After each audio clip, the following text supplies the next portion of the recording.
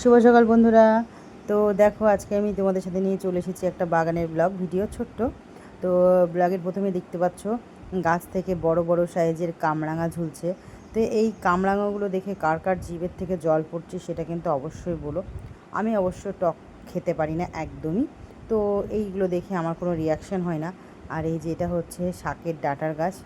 ডাঁটাটা ছিল অসম্ভব রকমের টেস্টি। তো সে যাই হোক, বাদ দাও। তো আমি ঘুরতে এসেছি আমার দিদির বাড়িতে, মা বাবার সাথে এসেছে।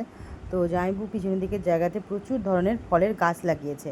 তো এই যে তার ভিতরে যেমন দেখতে পেলে কামরাঙা, কী সুন্দর দেখো কামরাঙাগুলো। তো আমার মা নিয়ে যাবে। আমি তো টক খেতে পারি না, তবে আমিও দুটো রাখবো, একটু টেস্ট করে দেখব যে কামরাঙাটা খেতে অ্যাকচুয়ালি কেমন হয়। তো সত্যি কথা বলছি, আমি এখন অবধি কোনো দিন কামরাঙা খাইনি, কারণ টকই তো খাই না। আমার মা বলছিল যে যাদের নাকি প্রেশার হাই তারা নাকি এই কামরাঙা যদি কাঁচা খায় তো প্রেশার নাকি কন্ট্রোলে থাকে। আর মুরগিটা কি সুন্দর ঘুরে বেড়াচ্ছে দেখো। তো তারপরে এই গাছটার দিকে আমার চোখ পড়লো। গাছটাকে দেখে তো আমার ভীষণ চেনা লাগছিলো। প্রথমে সত্যি কথা বলতে ভেবেছি মনে হয় কোনো একটা ফুল গাছ হবে। তারপরে দিদিকে জিজ্ঞাসা করলাম, দিদি বললো যে না, ওটা হচ্ছে একটা ডালিম গাছ। ডালিম গাছ না বেদানা গাছ হবে একটা কিছু। তো যাই হোক, যেহেতু এই গাছটা আমি ছোটোবেলায় দেখেছি, আমাদের ওই বাড়িতে ছিল। তো ফুলটা দেখে যেন ভীষণ চেনা চেনা মনে হচ্ছিলো, যে দেখেছি। তো ওই জন্যই বলছিলাম যে ফুল গাছ। তো তারপরে শুনলাম যে না, ওটা ফুল গাছ নয়। আমার মাও বলছিল ওটা ফুল গাছ। তো তারপরে ওই যে দেখতে পাচ্ছ দূরে, ওটা হচ্ছে তেজপাতা গাছ। আর এই যে এখানে আছে করমচা গাছ। তো করমচার টকটা কিন্তু আলাদা লেভেলেরই হয়, ওটা কিন্তু আমি একদমই খেতে পারবো না, মানে কেমনই একটা টক। করমচা গাছ বহুদিন পরে দেখলাম। আগে তো গ্রামের দিকে প্রচুর পাওয়া যেত, তো এখন আর গ্রামেও করমচা গাছে দেখা মেলে না।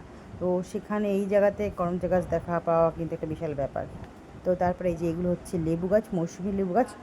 একবার নাকি অলরেডি ফলও এসেছিলো, এবং লেবুগুলো নাকি খুব মিষ্টি, তবে লেবুগুলোর সাইজ নাকি খুব ছোট, বড় বড় মৌসুমি লেবু না। আর বাগানের চারিদিকে যে ছোটো ছোটো গাছগুলো দেখছো, তো এখানে অনেক চারা গাছ লাগানো আছে। আর এইটা হচ্ছে আতা গাছ।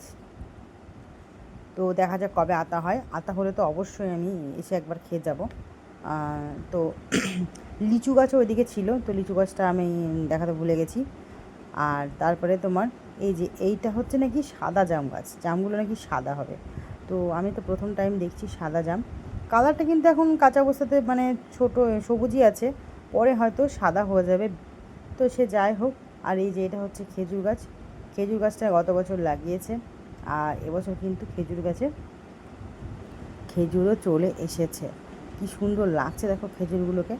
আসলে একদম পড়ন্ত বিকেলবেলায় ব্লগ বানাচ্ছি, তো আলোটা একদমই প্রায় কমে গেছিলো, খুব অল্প আলো ছিল, তার মধ্যে আমি ব্লগটাকে বানিয়েছি। আর এই যে এখানে হচ্ছে ডালিম গাছ। ডালিমগুলো দেখো কি সুন্দর ঝুলছে গাছ থেকে, দেখে মনে হচ্ছিলো খায়, কিন্তু কাঁচা আছে, নাহলে সত্যিই পেরে খেয়ে নিতাম। আর এই যে এটা হলো বক ফুলের গাছ।